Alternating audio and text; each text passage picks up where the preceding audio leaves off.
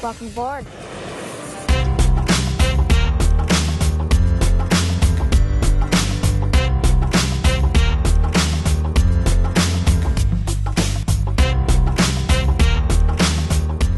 This jet comes, as a car dealer might say, fully loaded. Included in the price? How about a private chef?